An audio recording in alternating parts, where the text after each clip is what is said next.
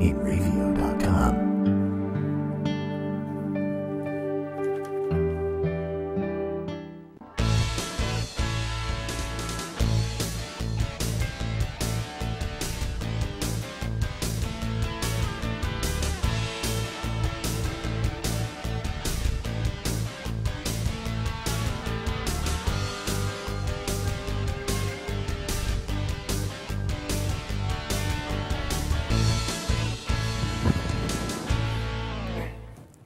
Hello again, everybody. This is Joe Larson, and you're watching the 5-on Racing Show live from New York. Interesting trip out here. I know I like to talk about that Oakdale merge, but the U.S. Open for the PGA is on Long Island this time of year. And somebody whispered in my ear and said, you might want to leave a little early because traffic is going to be insane. So I left a lot early. So a trip that normally takes me 35 to 40 minutes took an hour and 45. I felt like I was in Enduro at Riverhead Raceway starting 112th with no chance to get to the front. But we made it, we're on time, and it's all good. So anyway, welcome everybody. Hey, tonight we're gonna talk about some things. We're gonna talk about the normal racings, but what we're gonna do, just to let you know, we're gonna change the format just a little bit. We're gonna start with the top three series, the Cup, the Xfinity, and the Campbell World Truck Series results. We'll talk about that a little bit. We'll take a break. We'll talk about the NHRA and down in Virginia. We're gonna have some modified tour talk. And then we're going to come back with some racing news, an update on our good buddy John Andretti, what he's got going on, and Ken Schrader, one of those unsung heroes in racing you don't hear a lot about today, and some more rumors circulating about who might run a modified at the Stafford Motor Speedway in Connecticut. So anyway, getting right to that, the Monster Energy NASCAR Cup Series was at Michigan International Speedway, and it looked like this. Clint Boyer, a happy, jubilant guy, taking down the win there, followed by Kevin Harvick. Kurt Busch was third, Kyle Busch fourth, Paul Menard was fifth, followed by Brad Keselowski in sixth, Joey Logano was seventh, Ryan Blaney eighth, Chase Elliott ninth, and Jamie McMurray rounding out the top 10. The pole sitter for this race was Kurt Busch, and when you look at the top three finishers there have something in common. They're all part of Stewart-Haas Racing, and they are on fire. And from what I can see, this is no mistake. This is hard work, dedication, and working together as a team. Because sometimes when you have these multiple car teams, and it happened at Hendrick Motorsports back in the days with Terry Labonte and Jeff Gordon. You know, when you look back in those days, one guy on the team always thought that the other guy was getting better equipment because he was doing better. Cars are built basically in the same shop to maintain, usually right near each other, and one guy who might get some bad luck, not do that well, that's the first thing they're going to say. Well, we're not getting the same engines. We're not getting the same R&D. We're not getting the same test. We're not getting this. And all they need to do is look in the mirror and say, well, if I'm not doing as good as my teammate, maybe it's me. But it's Stewart-Haas Racing. They don't have that. They don't have that infighting that goes on with a lot of multi-car teams who are afraid to look in the mirror and say, take ownership and say, wow, I'm not doing good because of my mistakes. It's always, you got to point the finger. My fabricator messed this up. This guy messed that up. I didn't get that same engine. No, that's not what's going on. And I'll tell you, my hat's off to Stewart-Haas Racing for what they are making happen this year, 2018. So it's a good deal there for them. And I got a couple of 2-3 pictures I wanted to show you. It's a Ricky Stenhouse going into the wall. And when you look at this, a lot of people will say, oh, that guy wrecked him on purpose. That guy did this. Now, if you see in the bottom right, the 95 is kind of into the quarter panel there. But is he? Look at the front end and the nose of the 17. He's going down to go after the 31. He's going to go underneath and pass. So the spotter shouldn't have said, if he did, clear inside, because he wasn't. Now, if you look at the next shot, you actually see Ricky going up into, now he's in no man's land. If you look at the left front wheel, it's turned to the right. He's trying to get that thing to not spin, and he's just holding on. He's just holding on, because if he would have cut down, there's the 95 underneath him. That's the one that got into his quarter, not on purpose. You know, at 200 miles an hour, or in this corner 190, you're moving at such a rate of speed that the hole was open maybe briefly, and then it closed right up because the 95 had the inside groove and he had the momentum. So you see that the wheels are cut to the right. He's headed up to the fence. If we look at the next shot, he's in the fence. And he hit it with the back quarter first, and then the front quarter. And the reason I want to show these pictures, because I've been involved with racing a long time. And not one driver, including myself included, I've never heard a driver come off the racetrack with their car on a tow truck and say, that was my fault. No, I hear, did you see what that guy did to me? He wrecked me on purpose. Did you see? What are you going to do about it? What am I going to do about it? I can't, like, stop the earth, spin it back, you know, a few minutes to redo that part of the race. I can't do that. It was an accident. That's why they call them accidents. They don't call them on purposes. They call them on accident. Yeah, there was nothing there. You know, Ricky Stenhouse decided, I'm going to shoot underneath and pass this 31, because if we do touch, 8 wheels turn better than 4. So they're going to touch, and his plan was to go underneath and kind of do that. Well, and when you look at that, that's exactly what he was doing. 95 did nothing wrong. He's hanging down low. What was he supposed to lock up the brakes and have everybody stock up behind him? At that rate of speed, you're talking, just think at 60 miles an hour, you're going a mile a minute. A mile a minute, 60 miles an hour. So think about at 180 miles an hour, you're going, you're going like 3 miles a minute. That's fast. That's fast. You can't, even if you decided to lift without hitting your brakes, you've still traveled a long distance. That was a racing deal, and NASCAR didn't make any calls on it, thank goodness, because I think NASCAR's over officiating, like I said last week, with all these fines and penalties they're putting out.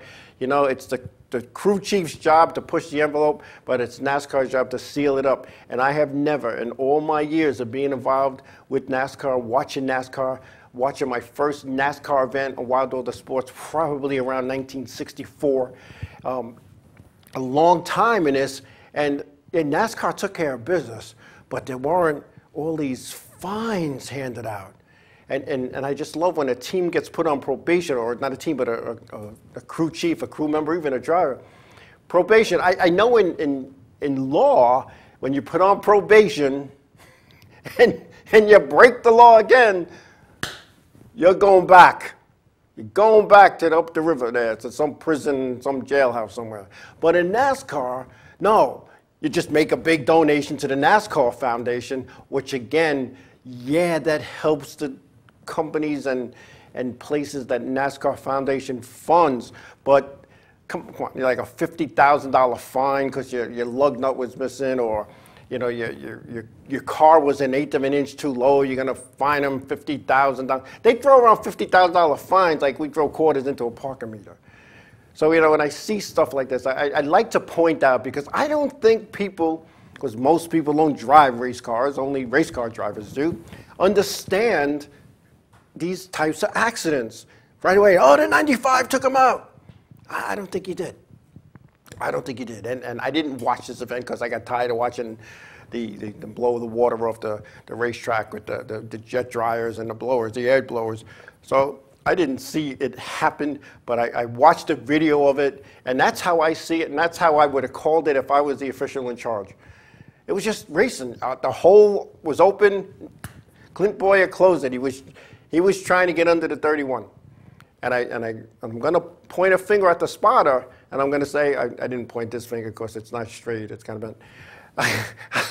I got to blame the spotter, because the spotter shouldn't have said clear until he was clear. A spotter's got to look in front of the car, behind the car. The spotter's got to look way down the front stretch, way down the back stretch. and it's not an easy task, and I've only did it with modifieds and not at these rates of speed, but I could tell you that the way you're in these driver's seats today, you're in and you're covered here, you're covered here. You can't do this. Years ago, you could go like that and look, you know, and your mirrors, you can't, there's so much stuff in these cars today in safety. So I just wanted to point that out, and if anybody wants to talk about it, feel free to talk about it, but that's my take on it. Anyway, the Xfinity Series also ran at Michigan this past weekend, and the results kind of look like this. We had Austin Dillon, the winner there, followed by Daniel Hemrick. Cole Custer was third, followed by Ryan Reed in fourth, Paul Menard fifth, Kyle Busch sixth, Tyler Reddick was seventh, Kevin Harvick eighth, Justin Allgaier ninth, Ryan Truex rounding out the top 10 there, and Kyle Busch was the pole sitter for that. So the Busch brothers took the poles in the Xfinity and the Monster Energy NASCAR Cup Series. And the next event for the Xfinity Series will be at the Iowa Speedway out in Iowa, along with the Camping World Truck Series, and the Monster Energy NASCAR Cup will be at Sonoma Raceway in California. So they got some good racing coming up this upcoming weekend. So you have nothing to do this weekend. You know, you might want to check it out on the TV. If you need to take a nap, you could do that too. But there's some good racing coming up. Road course racing on TV is a lot better than watching it in person. Trust me when I tell you. Anyway, we're going to take a break, and when we come back, we're going to talk about the NHRA top 3 events there out of Virginia, and we'll talk a little bit about the NASCAR Whelen Modified Tour when we come back.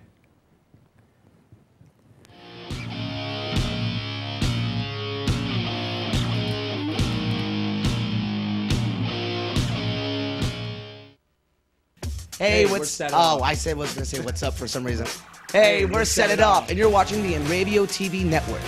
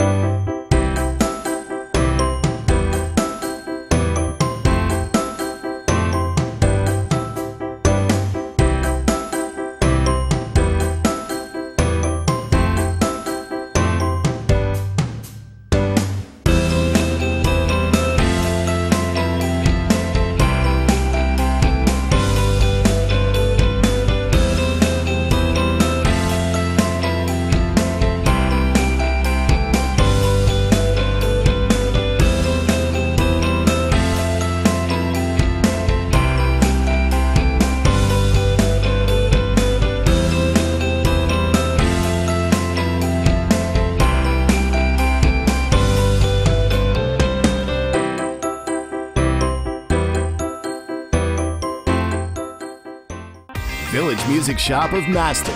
1-800-HEY-DUDE, your full-service store with personalized attention, school band instrument rentals and sales, music instruction on all instruments for all styles and age groups, for guitars, drums, amplifiers, PA systems, and accessories. It's Village Music Shop, 1495 Montauk Highway in Mastic. Call 1-800-HEY-DUDE or go to villagemusicshop.com. Hi there, this is Buddy from Less Than Jake, and you are listening to Inravio TV. You're probably watching it too. The world of advertising has changed. Radio, TV, and newspaper revenues have declined drastically. Why? Because businesses have realized that advertising return on investment isn't what it used to be. So what can we do about it? Well, that's easy. Advertise online. Own a local restaurant, real estate agency, or even a national retail chain. Whatever your business, Inravio can get your message out there, and we can do it at a fraction of the cost. Call today and see the difference for yourself. This isn't TV. This isn't radio. This is Inravio.com.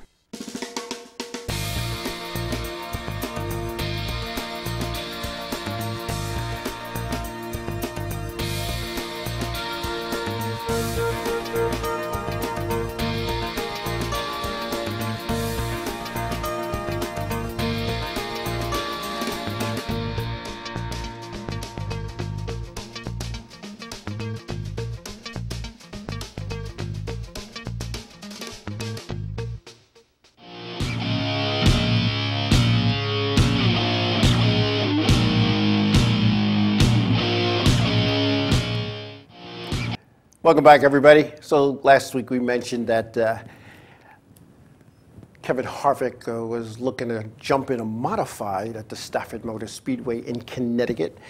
And in discussing this, I guess around the garage, and people are saying, you know, is it true? It turns out that Kyle Busch wants to try it too.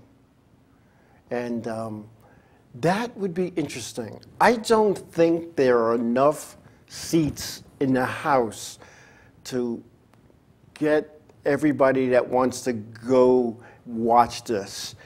And it'll be, of course, in an SK mod, I'm pretty sure, because that's their feature division at the Stafford Motor Speedway. And when I think it, I'm telling you, I hope I'm able to go to that race, because I'm telling you, it's going to... Everybody else, in my opinion, is going to be running for third and fourth. It's just my opinion. You know, everybody's going to tell me I'm crazy. What are you talking about? And I believe that Mr. Busch attempted to drive a modified, and it wasn't a happy, successful run. But you know what? He's wrecked in his trucks. He's wrecked in the Xfinity car, and he's wrecked in the Cup car. So you can't judge it by one race. I mean, come on. It's going to be interesting. Now, I'm not sure how the handicapping works at the Stafford Motor Speedway. And for those who don't know, handicapping is it determines your starting positions. I don't know how they're going to handicap that. I don't know if it's going to be like a time trial show, which I would love to see. I'd love to see a time trial show with these two competitors, you know, champion competitors at the top level, competing against the locals. I love it. I think it's the greatest thing, and whoever thought of this thing has got to be a genius.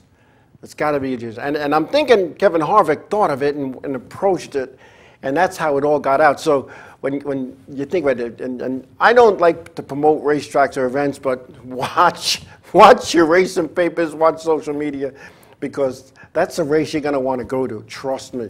It's going to be real fun, and it's going to be an interesting thing. And speaking of interesting things, every Tuesday night we have the Long Island Needs a Drag Strip, the car show down at the Mount Carmel Roman Catholic Church in Patchogue, just north of the Sunrise Highway up on Route 83. The Long Island Needs a Drag Strip people, they're good friends of Inravio, and we try to help them out when we can. And so if you could, you know, go there, you have a car you want to show, bring it. You want to just look at some of the cars and talk to some of the people and relive those old days from the 50s and the 60s. It's a real good time, and I go to it when I can, and I have a good time there, just talking to the people and reminiscing. And I grew up in Babylon, and 231 stopped at coming down from Northport. It stopped at the Southern State Parkway and then became Deer Park Avenue. It was Deer Park Avenue all the way up, but the state route designation was 231. When they did that extension from Southern State Parkway, where for those who are not from Long Island, they did this kind of like a bypass, so all the traffic wasn't going through the school. Took you to the Babylon West Islip line, right to Main Street or Montauk Highway. And we knew that the Suffolk County Police First Precinct, the 4 to 12 guys were headed back at 11:45 to get back to the station, do their paperwork, whatever, and get out. And the midnight to 8s didn't get back until around 12:20. I mean, they didn't get back till about 12:15, 12:20. So we knew we had a 20-minute window to go drag race down this newly paved highway. And we knew to be done by a certain time, because there was nowhere to get off. It was still being built, and there was one exit ramp that you could get off at 231. It wasn't built yet, so you had to either go through the median, because there were no dividers or nothing. It was just dirt, or go to Main Street and take your chances. But that's what we did back. There was no, I mean, and there were drag strips, but that's where we did it. And throughout the evening, the cars that go up Deer Park Avenue from the Southern State Parkway, they go up to Dix Hills, make a turn at the light, and come back. And it was like a parade. People lined up to watch the cars. So you don't have to line up and watch the cars. You can go walk around, and the cars are sitting. They're lined up. You're the one that's moving, so check it out if you can. Anyway, John Andretti. Many of you know he's suffering from colon cancer, and it was discovered late in his life. And the reason I'm talking about this is it's about health.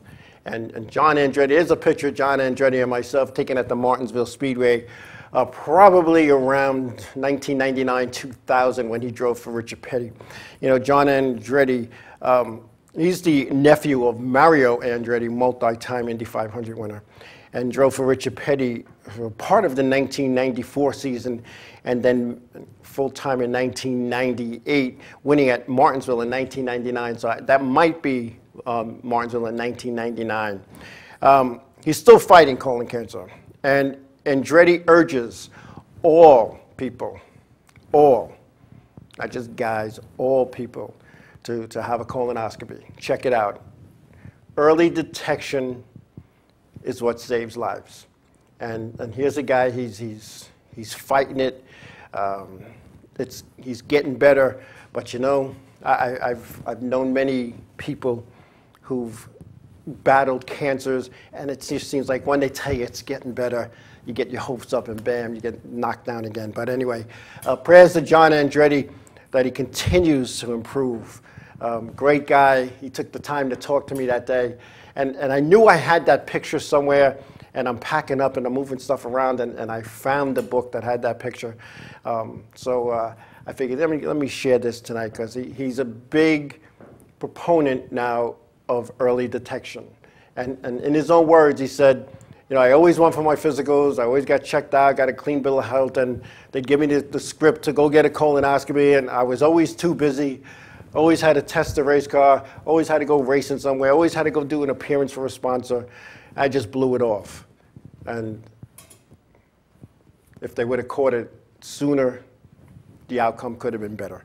So just John Andretti's words, go get yourself checked.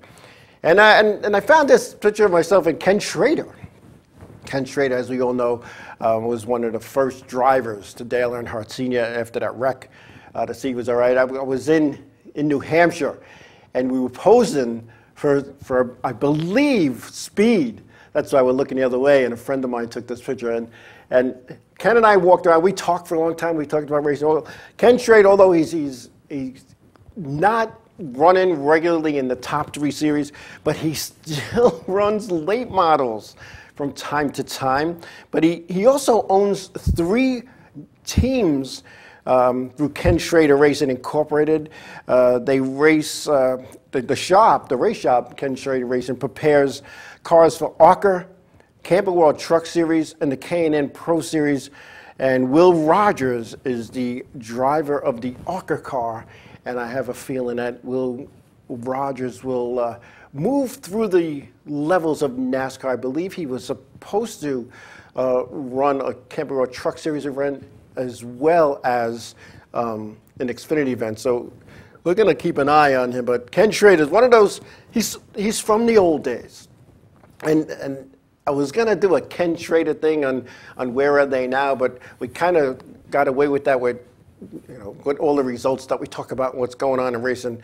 But Ken Schrader, he's one of those down-to-earth people.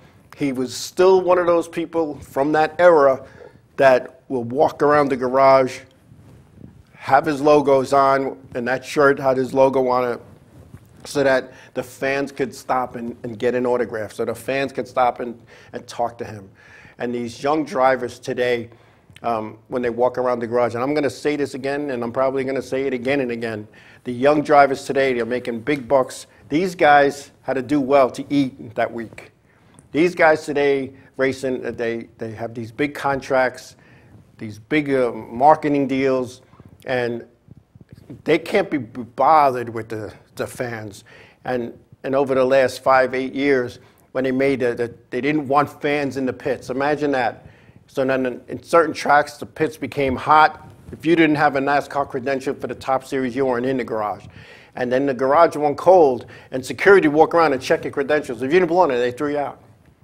Because these young people, you know, as one of the drivers who shall remain nameless said, I don't go to the fans' offices or the fans' place of business and bother them. They shouldn't be in my office and my place of business and bother me. And I kind of think that's sad that they would think that, because if it wasn't for the fans, the grandstands would be totally empty, and the fans wouldn't be buying the products that gives the companies the money to sponsor race cars. Think about that. Think about that, because that's where it's at. That's where it's at with some of these people today, and they don't get it. They think it's handed to them, and I've said this before too, and I'm starting to sound like the two old guys that used to sit in front of me at Isis Speedway, and watch the races, and they were old. They were old. They were older than dirt. And I'd hear them say, back and remember when we first started? And they'd tell these stories, and I'd sit there, I hope I'm not those guys. Well, I'm those guys. God forgive me. I wish I knew their names. I would apologize to them. But yeah, I'm those guys. I'm one of those two guys. I don't know who the other guy is, but I'm one of those two guys. And we have fun with that, and I have fun with that. But racing has changed. And these kids, they wad up a race car. They get out, they take the helmet, they take the Hans, they go in a holder, they change, and they walk away.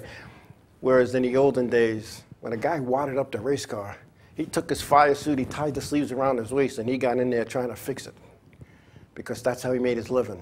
And like I said earlier, if you couldn't race that week, he didn't eat that week.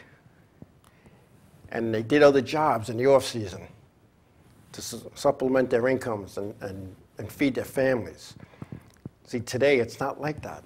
And I know so many people that are in the weekly racing levels who spend their last nickel to go racing, and they're not paying their bills at home, and they live in such a way that, who am I to judge, but they live in such a way like there's more to life than taking everything you have and put it into racing. I don't know. It's an addiction, and we've talked about that.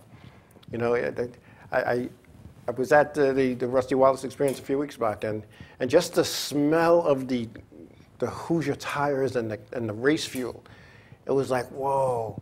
I said to somebody, I made the 12th step. I think I have to go back now, because it was like, boom. And just recently, a buddy of mine, he had his race car, and he goes, hey, hop in. Why don't you do a few laps? I said, no, I'm good. I hopped in. And for that brief moment, I wanted to flip the switches and press the button, put it in gear and go. But I know I just can't do that. I just can't do that. Anyway, we're going to take a break, and we come back. We have some more stuff to talk about. We got some Formula One and NHRA when we come back.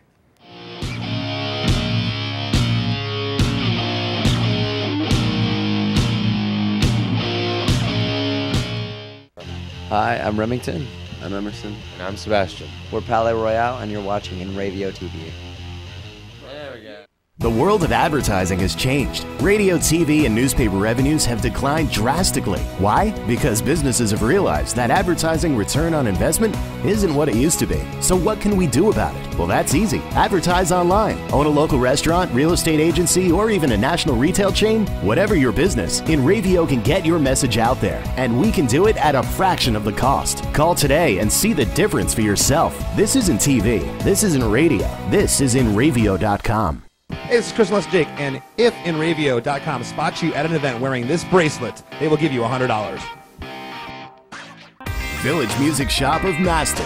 1-800-HEY-DUDE. Your full-service store with personalized attention, school band instrument rentals and sales, music instruction on all instruments for all styles and age groups, for guitars, drums, amplifiers, PA systems, and accessories. It's Village Music Shop. 1495 Montauk Highway in Mastic. Call 1-800-HEY-DUDE or go to villagemusicshop.com. Hi, this is Mike Jarecki from My Race News, and you're watching the Inravio TV network.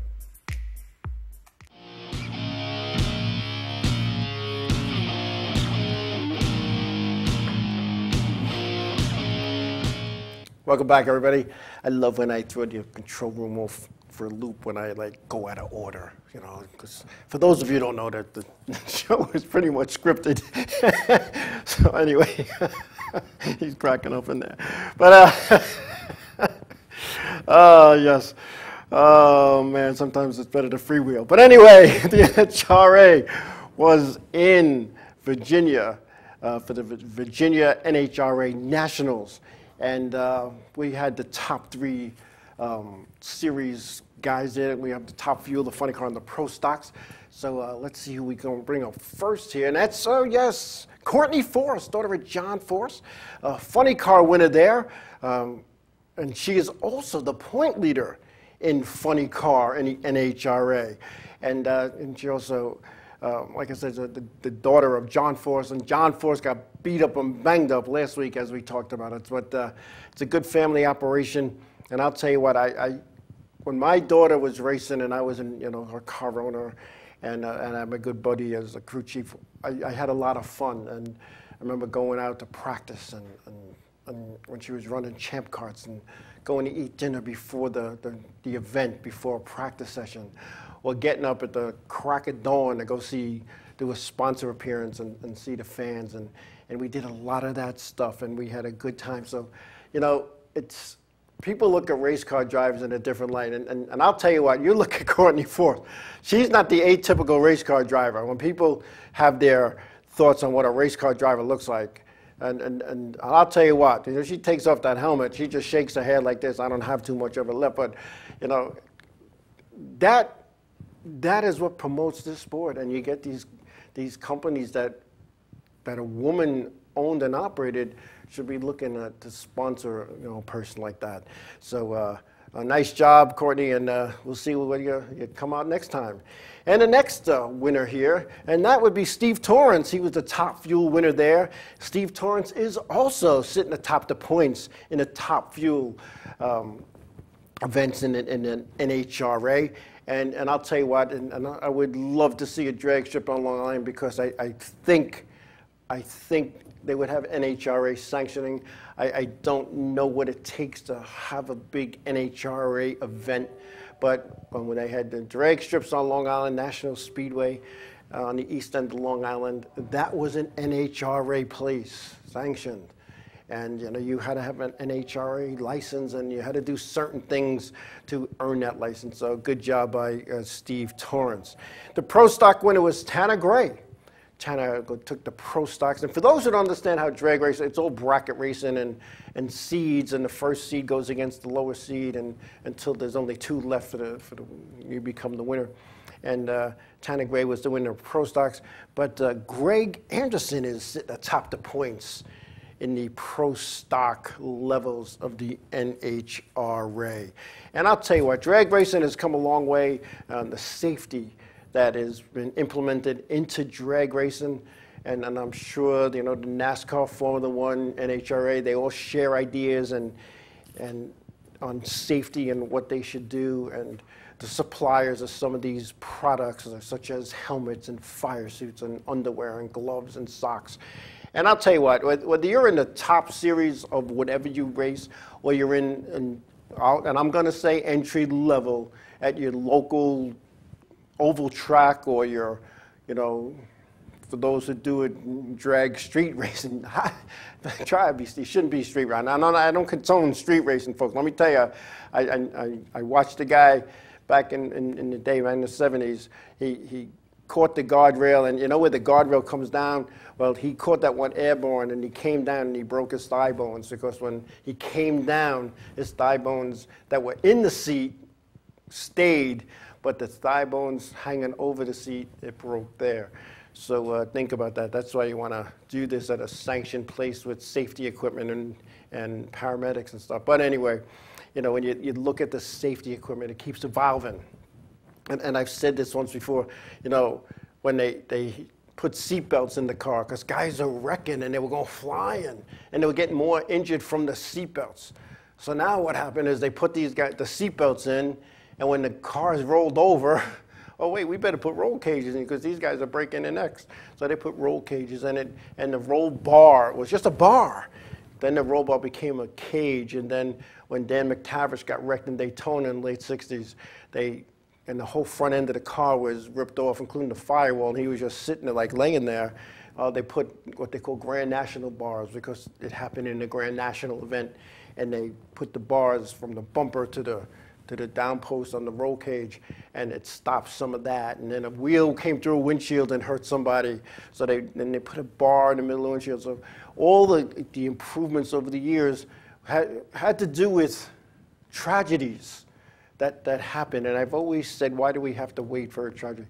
Why don't we, the users, when I say the users, the guys who are out there turning left and turning right and going straight, those are the guys that should have that input on what you do to make them safer.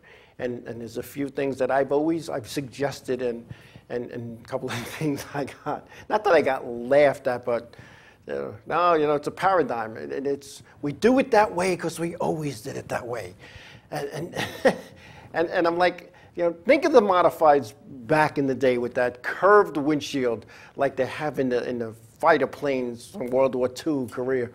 They had that curved windshield, and I always said something's going to come through that, and because of the curvature of the windshield, it's going to come right into the cockpit of the guy. And I did, I'm not an engineer. Why are you getting sick in the nose where it don't belong?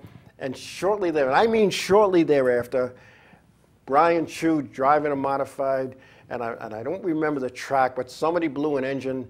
One of the pistons or the rod, I don't remember, came through and hit that curved windshield, bounced off a bar. There's an upright bar that you could rest your arm on, hit that bar and hit him in the helmet. Now, he got his bell rung, but this very expensive helmet cracked. It cracked.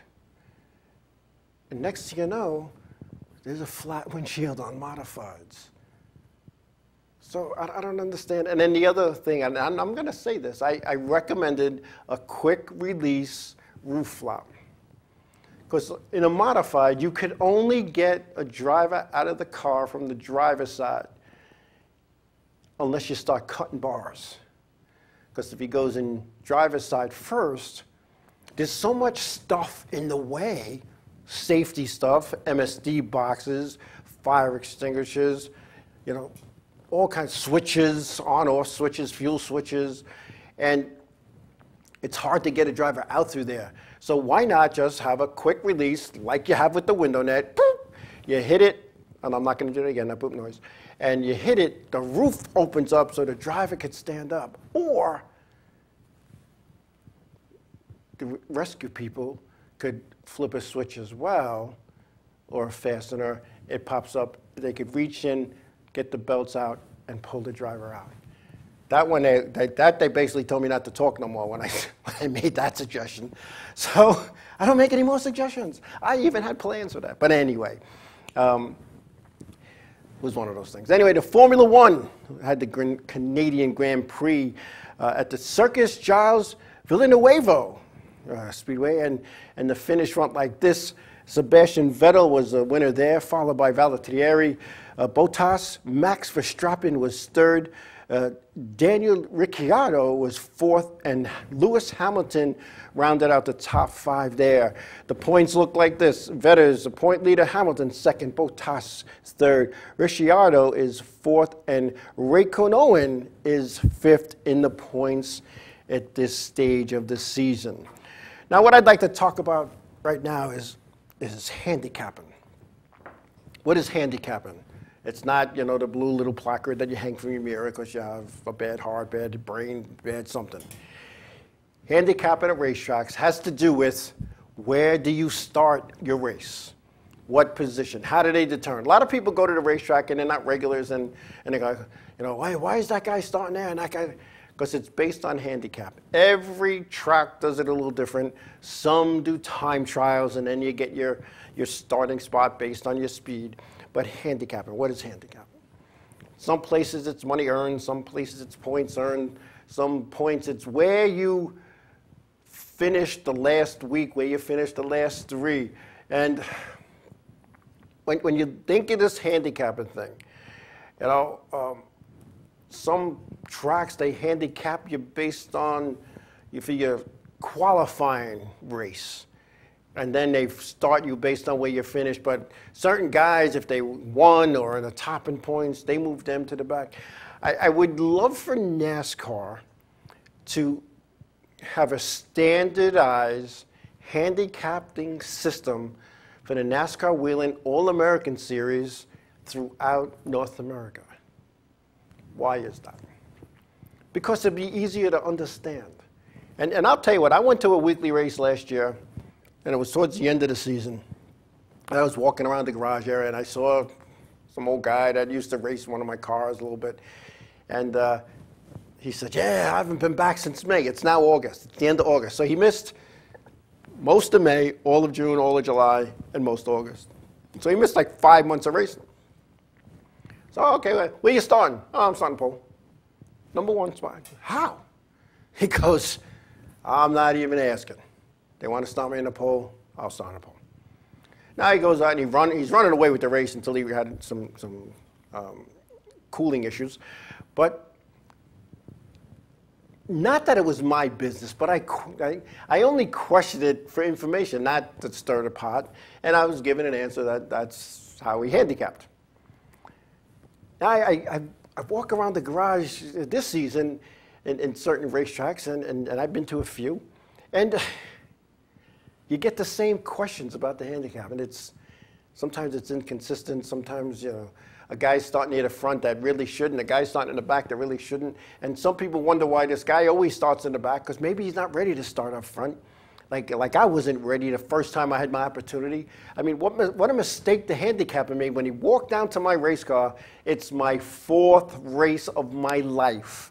And he says to me, you ready to start up front? Because you got to do 3 weeks in the back. I said, oh yeah, I'm ready. Oh, whoo. So there we go. I'm on the pole. People are coming up to me, are you sure you're ready to start on the pole? Why not? Because I'm figuring I could hold them off. I'll probably win this race. Quick little story. So here I am at ISO Speedway. There's 25 or 24 cars in this heat. They're taking 5. I'm on the pole. Now back then, there was no hot laps. At ISO, we lined up on the backstretch. We rolled through 3 and 4. The flagman threw the green flag, and we went racing. So I go. I'm in first gear. I'm going into turn 1. I see the traffic light in turn 2. Actually, turn 4. I was going into turn 3. Go green. I'm bury the gas, throw it into high gear. I'm flying. I'm going down the front stretch. I go into 1 and 2. I come out of 1 and 2. There's the back of the pack. I'm like, oh man, I'm winning, and I'm going to pass those guys too. I come around 3 and 4. And there's the flagman, Ray Mortuano, and he still breaks my shoes about this to this day. He's standing in the middle of the racetrack with the red flag. How I didn't run him over, I don't know. So I lock up the brakes, come to a screeching halt. He comes out, he rips my window net down, and he says, I start this race, not you. And I said, well, Mr. because I was very respectful. Mr. Mortuano, the light turned green. I don't care what the light, I start this race, not you. Okay, everybody gets back in order. We go rolling around the racetrack.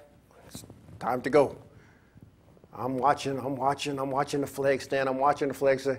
And as he raises his arm up, the guy next to me and the whole field behind him goes. I now hesitate, and I start to go, and I'm getting beat and banged by the guy in front of me, to the point where I dropped to the inside because I was getting a headache from being hit so many times. And the whole field went by me. So now I'm like 24th, 23rd, something in the back. But I'm staying with the back of the pack, and I'm going faster than the speed of light, and I'm thinking this is the greatest thing. And then the late Chris Young and the late Ernie Mena, I hear them. Their cars had a distinct sound. I hear them coming. I'm getting the move over flag. Move over. And I go, okay. And I look in the mirror, and I see the red Mustang Maverick, and they the whole field is with them. Boom. I'm like lap 3. I'm lapped. And I always tell this because it was kind of funny because I wasn't ready to start on the pole. I don't know if I'd be ready today. but handicapping is one of those things. It's one of those things that a lot of people don't understand, and I just wish that the tracks would be consistent on how they do handicapping. And I don't mean and I do mean consistent nationwide in the NASCAR Weekly All-American Series, the NASCAR Wheeling All-American Series, but they should, the racetracks themselves, the way you handicap these 3 weeks, you need to do it the same way in the fourth, fifth, right up to the last week of the season. It leaves no doubt. And you could even make an Excel spreadsheet that does the lineups for you. I don't think money earned is a fair way to do that because there's a lot of series and a lot of divisions. It's top heavy to win and second and third, but the last place guy gets like $20. And believe me when I tell you, there's race divisions that's bolt on $800 set of tires, and they finished last and they got $20 and it cost them $35, $40, $50 to get in the pits. It doesn't make sense to me. It just doesn't make sense. So if you did it by points, it's consistent. You know, the winner gets so many points down the line to the last place guy, and you take the points, and you want to make it, you know, fair, you make it fair. But, you know, I've watched some races where they handicap where the more competitive cars are starting up front, and I'm noticing there's less carnage with that. Less, you know, you're in the back of the pack, and you got 10 laps to, like, qualify, and you know, you're going to beat and bang, and you're going to go to get to the front, you know. And I watched a late model qualifying event not too long ago. There was 4 cars in the heat, 4 cars that qualified. So some guy spins. He's already in 4th. He spins out. He sits there, waits for the yellow. Dude, number one, you're qualified already, and why'd you have to cause a caution? That's causing a caution. I think there's something in the rule book that says that you're penalized for that. But he was already qualified. So he's not going to win this event. So just, you spun out, put it in gear, go. And sometimes the drivers cause those problems too. So I don't know.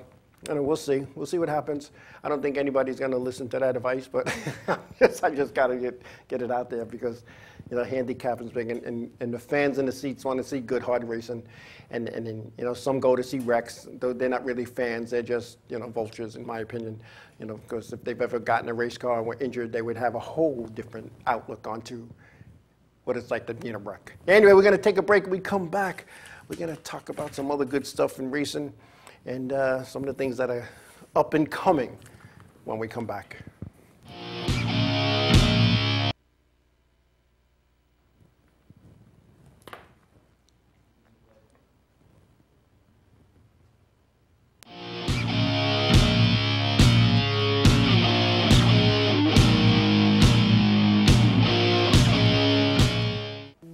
Hey guys, this is Jibs from Ocean's 8, Alaska, and you're watching Inravio TV Network.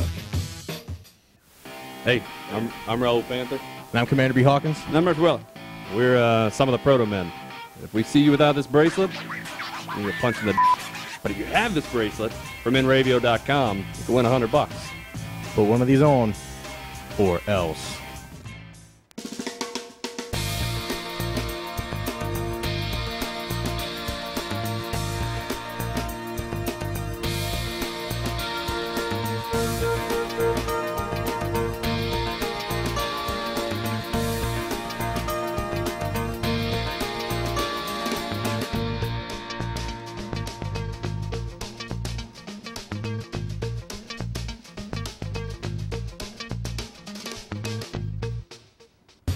What's up, guys? This is Assuming We Survive, and you're watching Inravio TV Network.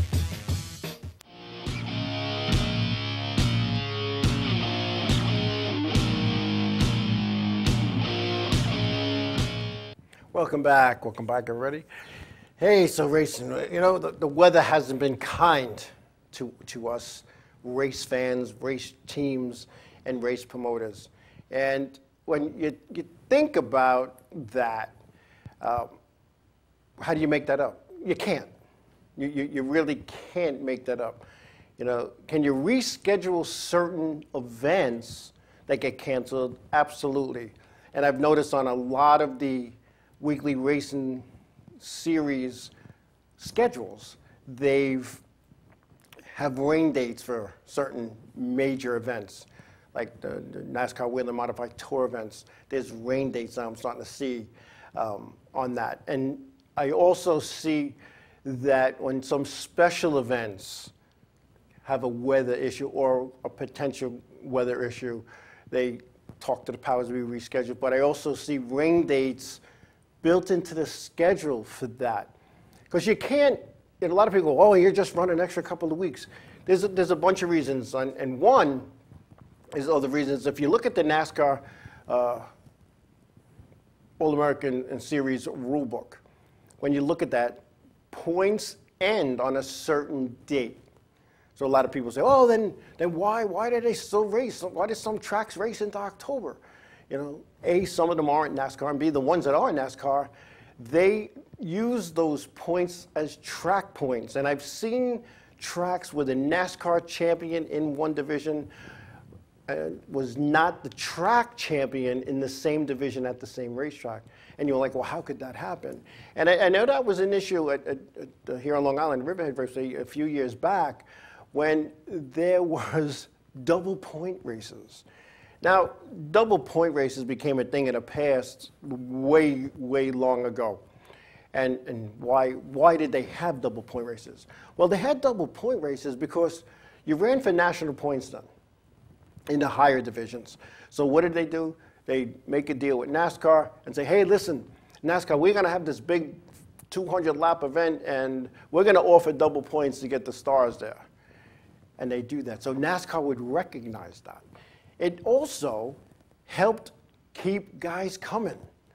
Hey, you know, I'm down in the points, and maybe if I have a good finish, I'll get some extra points. Well, you know, what happened at Riverhead, and it was, gosh, I'm going to say maybe 10 years ago, they had double point races. The NASCAR point people were not notified because nobody thought to do that. And they ended up with a track champion and a NASCAR champion. To me, that's embarrassing. How could that happen? You know, because the guy who had the most points thought he was the champion. And it turned out that he wasn't, because the double points did not count as far as NASCAR was concerned. So the guy that was second in points, when you added up the track points and the NASCAR points, was the champion.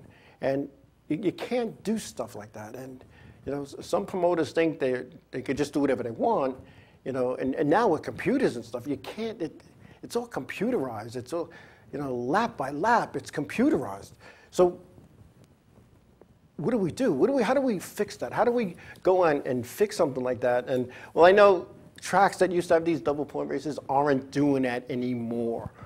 They're just not. And I can remember being at a meeting a few years back, and I used that scenario where you had a track champion and a NASCAR champion.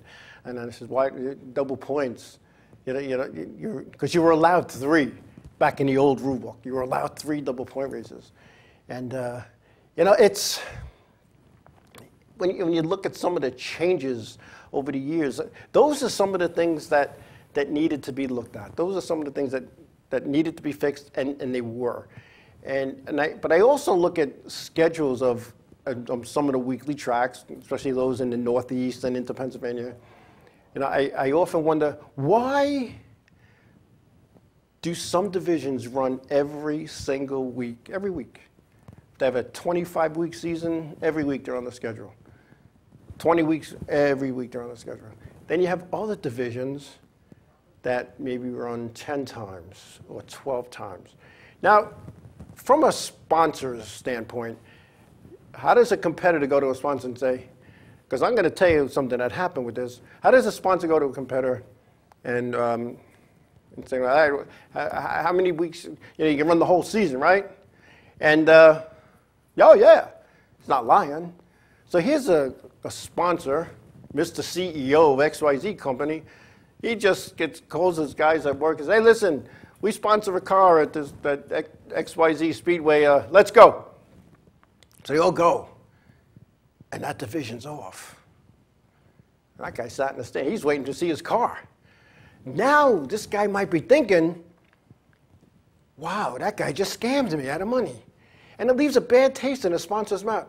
I don't understand why you would have divisions off. Because in the early months of the season, a lot of the racetracks, they may get as many cars into the pits as they can, many divisions as they can, because cars in the pits equate to fannies in the seats. So Why not do that every week? Do guys and gals like to have a week off racing? I don't know, not the old school guys. And I know I've said this, back when I first started in the first few, many years in the beginning, no matter what aspect of the racing I was involved with, as a driver, an owner, a crew guy, we didn't go and say, oh, let me see the schedule. Oh, we're racing, we're off this week. No, we never looked at a schedule. We weren't part of the special event. We weren't part of a touring series coming in, whether it was midgets or whatever. We raced every week. You show up and you go. You go racing. And what's happening is when you talk to some promoters, and I've talked to a few about that, and I ask them, well, why do you do that? Well, you know, we have 7 divisions and it's hard to keep everybody happy. Okay, here's my suggestion. Have 4 divisions and race every week and everybody be happy. So what division do you cut? Well, you're not going to cut out your feature division, and you're probably not going to cut out what's considered your number 2 division. But you know, you have some, and I'm going to say it, and people tell me I don't know what I'm talking about, the entry-level division. You need to keep that. You need to keep an entry-level division because somebody coming in needs to have somewhere to jump into. You can't just, back in the ISO speedways, you had modifieds and figure eights. If you had money, you drove a modified. If you didn't have money, you drove a figure eight car. That's why there were 80 figure eight cars, and there were 30 modifieds at ISO Speedway because there was a ton of modifieds at Freeport. There were a lot of cars on Long Island that went racing back then. I'm sure Connecticut had the same situation with their Thompson, their Waterford, and their Stafford Speedways. And down in Pennsylvania with Mountain and Evergreen and the racetracks there that run, you know, our type of race cars, the NASCAR cars. Dirt's a whole different story because you can take a cornfield and plow it and have a dirt track tomorrow. So when you do that, all you're doing when you start a new division is taking the back markers from the other divisions who think now they can win races, and they go in, and it's all it's doing is watering down the competition. You know, like somebody, Jay Slice saying, too many divisions. Freeport ISO had 3. Yeah. Sometimes they had spectator drags, midgets, whatever, demos, and other forms. But that's what you need, and I just don't understand it. I never will. And as one promoter said, Joe, you don't understand our business. That's right, I don't. I'd rather have, 150 cars in the pit area every Saturday night with, 600, 700 people signing pits than have, 6 or 7 divisions with 8, 10, 12 cars in them, because when you do the math, it's the same number of cars, except the racing's a little different. Anyway, I don't know what we're gonna do, but it's just an opinion, something to think about. I don't put any promoter down because they're the ones writing the checks with their hard-earned money. They're making decisions that they feel are good for their racetrack and for their people. So, anyway. I don't want to run over. I think I'm pretty close. So we're going to wrap this up, and I want to thank everybody for taking time out of your busy schedules. And I'm getting a peace sign, so that means there's 2 more minutes. So, wow. So let's back up a little bit. For those who are Long Island, and again, I don't normally promote races for racetracks, but the ISO 300, I believe, is this weekend here at the Riverhead Raceway. And from what I understand, type modifieds from all over the Northeast and in parts beyond are coming in an attempt to race that race. The first place payoff is more than a NASCAR Wheeling Modified Tour race is at the local racetrack at Riverhead. So you're going to see some tough competition. So if you're looking for a race to go, the ISO 300 here on Long Island is the one to go to. And believe me when I tell you, it's going to be a dandy. And I think that the timing of the race when they're having it is a lot better than they did last year. And I think they're getting a lot of people, a lot of drivers calling and saying, I'm coming. So if you want to see, go to that one. And but support your local racetrack, no matter where it might be, because when it's gone, it's gone. They're not building any new ones. Support your local racetrack. Stay off of social media bashing. Call them up. Make a suggestion, because if you're not part of the solution, you're part of the problem. Anyway, want to take this opportunity to thank everybody for watching, whether it was in the chat room, whether it was on the Facebook Live, and for those who watch it during the week on their lunch hours at work, or whenever, I want to thank you as well. And wherever your endeavors will bring you this week, please be safe, please be careful. Tell somebody you love them, give them a hug. God bless you all, and we will see you all next week. Good night, everybody.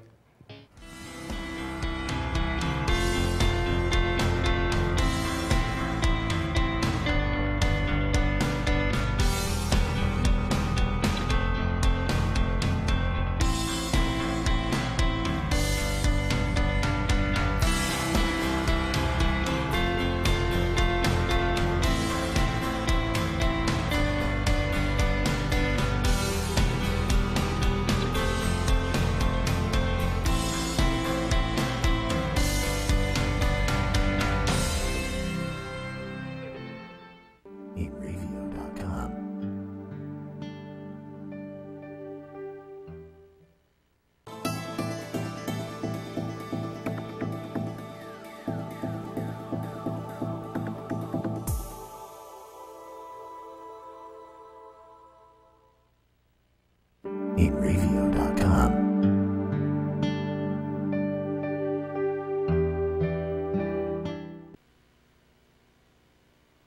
Inravio.com.